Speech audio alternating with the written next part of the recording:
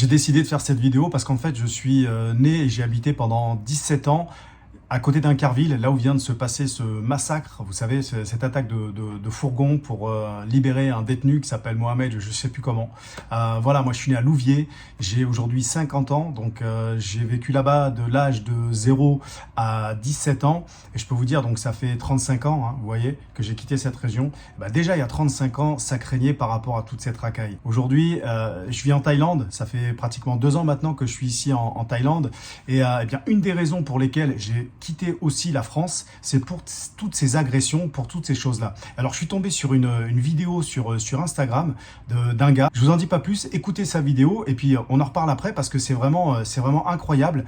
Lui, ce qu'il dit, en fait, je suis 100% d'accord avec lui et lui aussi, il est complètement scotché, il est complètement sidéré comment on en arrive là, en fait, dans notre pays parce que, voilà, moi maintenant, j'habite en Thaïlande, donc je sais qu'il y a beaucoup d'agressions, je sais c'est une des raisons pour lesquelles aussi j'ai quitté la France, c'est pour cette insécurité. Mais là, on passe des degrés, on passe des trucs vraiment incroyables. Et à la base, aujourd'hui, je voulais faire une vidéo parce que j'ai 5000 abonnés maintenant sur ma chaîne, donc je voulais vous remercier. Donc voilà, je vous remercie de tout ça en fait. Mais en fait, j'ai pas de mots. J'étais là, j'ai vu ça et ouais, franchement, je suis impacté parce que c'est pas parce que je vis en Thaïlande que je suis pas touché par ce qui va se passer en France, que j'ai régulièrement moi aussi des potes avec qui je suis en lien, qui en ont marre. La semaine dernière, j'ai un couple d'amis qui est sorti. Leur femme, elles se sont fait traiter de pute parce qu'elles étaient en mini-jupe. C'est un truc de fou. Et encore plus grave, il paraît qu'il y a un autre pote qui m'a dit, moi j'ai des amis, ils se sont fait foutre sur la gueule parce que leurs femmes, elles étaient habillées en jupe. Ça devient vraiment un truc de fou. Écoutez la vidéo, là, je vous la mets et je vous retrouve juste après. Ne dites surtout pas que cette grosse merde s'appelle Mohamed Amra. Oui, lui qui s'est évadé avec ses complices et qui ont tué 2 agents pénitentiaires. Ne le dites pas parce que vous allez être taxé de raciste. Et puis, on va vous dire aussi, arrêtez de généraliser. Mais dites-moi comment Mohamed a pu appeler tous ses amis pour venir le chercher. Moi, j'ai un petit élément de réponse et on en reparle juste après.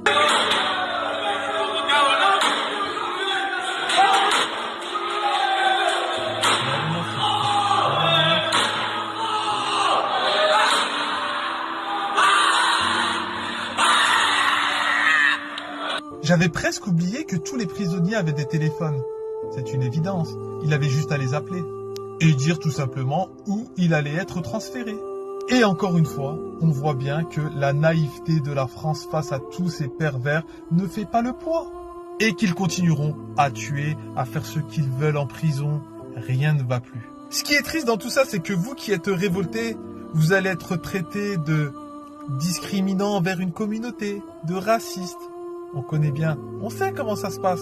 Alors que vous, comme moi, en avons tout simplement marre. Et aujourd'hui, c'est quasiment impossible de vivre ensemble, clairement. Voilà, donc cette personne, c'est bien un exemple que il faut pas vraiment mettre tout le monde dans le même panier. Et que c'est vrai que il y a beaucoup. Moi, j'ai des copains qui sont arabes, j'ai des copains blacks, j'ai des copains juifs. Il y a aucun souci avec ça. Il n'y a pas un problème de race ou de nationalité. Mais par contre, il faut pas nier qu'on a vraiment un putain de gros problème en France avec ça et avec cette racaille et qui est pas puni. Alors, j'ai halluciné, j'ai entendu Darmanin dire ouais, mais en attendant, s'il n'y avait pas de consommateurs, on n'aurait pas ces problèmes-là. Putain. Et en plus, consommateurs, il disait ouais, s'il n'y avait pas des gens qui fumaient des joints, on n'en serait pas là. Et ça, c'est pas avec des gars qui fument de l'herbe. Hein. On est dans d'autres levels. Hein. Donc, waouh, j'ai envie de dire, à un moment donné, le gouvernement, ouvrez les yeux, faites quelque chose. Alors, je vais maintenant dire, ouais, je fais un petit peu un coup de gueule quand même. Parce que des fois, je reçois aussi des commentaires où on me dit, ouais, la Thaïlande, c'est pas si joli c'est pas si magique que ça, etc.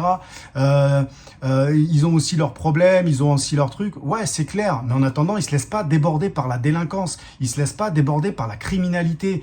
Donc, il y aura peut-être un mix à faire ou un équilibre à trouver entre peut-être ce que fait la Thaïlande et ce que fait la France.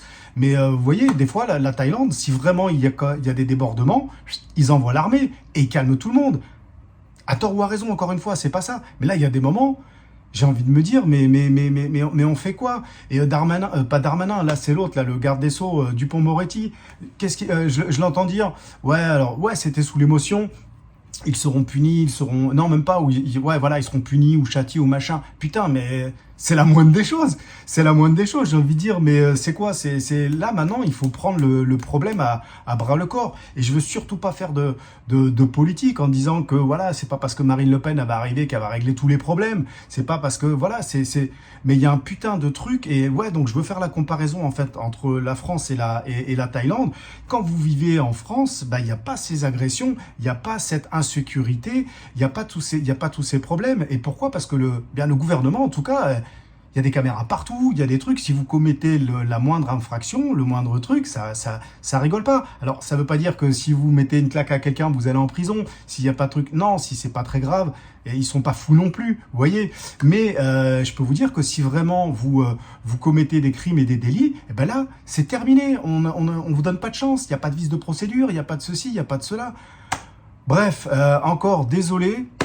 J'avais envie vraiment de faire cette vidéo. Je suis en colère en fait. Je suis dégoûté. Je suis pas du genre à regarder les infos parce que voilà, les infos la plupart du temps il y a que du mauvais. La preuve, et ça je l'ai vu en fait. J'y suis tombé sur les réseaux sociaux. J'ai vu ça.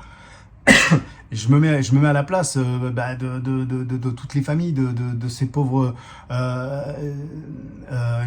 gardiens de prison, voilà, qui ont été tués. Je pense à tous ceux qui font ce métier-là, qui doivent subir ces agressions de tout ce monde carcéral.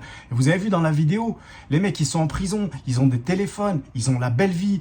Et là je discutais, donc ce matin j'ai été prendre un café comme je vais d'habitude, et j'ai échangé de ça, j'ai montré la vidéo à la Thaïlandaise avec qui je prends un café.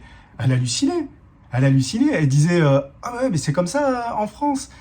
Chacun a sa chambre, ils se baladent librement, ils ont des téléphones portables. Elle a halluciné. Elle a dit ici ça se passe pas comme ça. Alors il y a certaines prisons où elle m'a dit que si vous faites un homme politique ou un homme, voilà, il y a peut-être certaines différences, mais dans la grande majorité des cas, de toute manière, vous allez en prison, vous êtes 20 dans une pièce, il y a un chiotte au milieu, vous avez 3 portions de riz par jour, ou une, je sais pas les détails, puis je peux vous dire que la vie, elle est pas confortable. En fait, les mecs, là, ils font quoi dans les prisons? Soit ils préparent leur extraction, soit ils préparent leur coup quand ils vont sortir, et ils ont la belle vie, et ils insultent les matons, enfin, c'est un truc de malade. Voilà, donc j'ai une grosse pensée pour vous qui me suivez, qui habitez en France, qui voulez peut-être venir vous expatrier ici en Thaïlande, et que pour l'instant, eh bien, vous êtes obligé d'être en France, de subir tout ça, et vraiment... ça devient incroyable. Et je vous dis ça d'autant plus que moi, j'ai mes enfants qui habitent en France. Voilà, je vais pas parler plus longtemps parce que j'ai rien à dire. Je suis un peu en colère. Je suis un peu vraiment dégoûté. Écoutez, en tout cas, que ça vous empêche pas de vous abonner. Mettez-moi des commentaires. Dites-moi ce que vous en pensez. Partagez cette vidéo. Et je vous dis à très bientôt, ce coup-ci, avec plus de sourire. Et à la prochaine je sais plus ce que je dis. Je m'en fous. Je laisse la vidéo comme ça. À bientôt dans la prochaine vidéo. Ciao, ciao.